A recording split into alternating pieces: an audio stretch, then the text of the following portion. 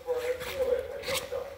강재철 헌법회장은 와이킹과의 통화에서 다음 개선 전까지 대왕적 대통령제인 5년 단임제를 개정할 것을 추구하는 성명을 발표할 계획이라고 밝혔습니다. 개헌 방향으로 4년 중임 대통령제와 이원 집정부제를 제한할 방침이지만 구체적인 논의는 국회의장을 중심으로 한 여야 협의에 맡긴다고 설명했습니다. 정 회장은 이제 제왕적인 대통령의 권한을 분산해 참다운 민주 헌정 제도를 만들어가야 한다며 우원식 국회의장도 이러한 문제의식에 공감했다고 전했습니다. 윤석열 대통령이 탄핵 심판에 넘겨진 가운데 현재 한국 정치가 비정상적인 시기를 겪고 있고 내년에도 혼란이 이어질 우려가 크다는 미국 전문가들의 지적이 나오고 있습니다. 대담에 나선 전문가들은 한국의 정치 상황이 마치 K-드라마 같다고 말하기도 했습니다. 워싱턴 홍성희 특파원입니다. 서울에서 계엄 사태와 윤 대통령의 탄핵 정국을 목격하고 있는 미 월스트리트저널 한국 지국장은 현재의 한국 정치 상황을 이렇게 표현했습니다. Well, I'll extend the literary metaphor here. This seems like a K-drama, all of this entire saga. It seems like a movie. 2022년 윤석열 대통령 취임 이후 이어진 정치적 갈등과 국회의 탄핵 소추안 가결로 드라마 1, 2막이 마무리됐다면 윤 대통령이 탄핵 심판에 넘어가면서 3막이 열렸다고 평가했습니다. 과거 대통령 탄핵 소추와 다른 대목은 윤 대통령이 헌법과 법률에 대한 지식을 가졌다는 점이라며 법정에 공개적으로 설 가능성도 있다고 말했습니다. And he's going to be trying to make a case that his move to declare martial law was not a crime, as the opposition and prosecutors are pursuing, but rather an act of governance, and therefore not subject to the crimes that he might face. 빅터차 전략국제문제연구소 CSIS 한국 석자도 K-드라마의 현실판처럼 느껴진다며 한국에서 대통령의 탄핵이 반복되는 원인에 주목했습니다.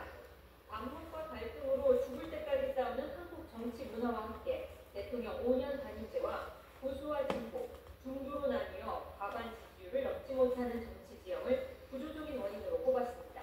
Single 5-year presidential term makes every president vulnerable after a bad midterm election or halfway, they pass the halfway mark in their presidency. 리더십 공백에 따른 우려도 여전했습니다.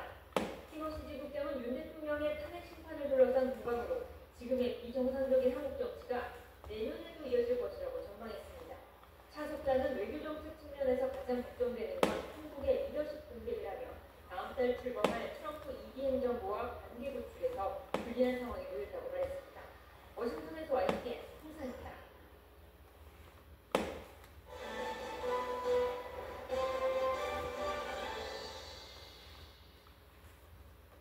여자친구를 흉기로 찔러 숨지게 했던 의대생이 1심에서 징역 26년을 선고받았습니다. 재판부는 피고인이 미리 범행을 준비하고 잔혹하게 실행했다며 중형 이유를 밝혔습니다. 김주영 기자입니다. 지난 5월 유명 40대 의대생인 최모 씨는 끔찍한 범행을 저질렀습니다. 사귀던 여자친구를 흉기로 여러 차례 찔러 살해했던 겁니다. 교제 두 달 만에 부모 몰래 혼인신고까지 했는데 피해자 부모가 강하게 반대했고 별별 통보까지 받게 되자 이 같은 일을 벌였습니다.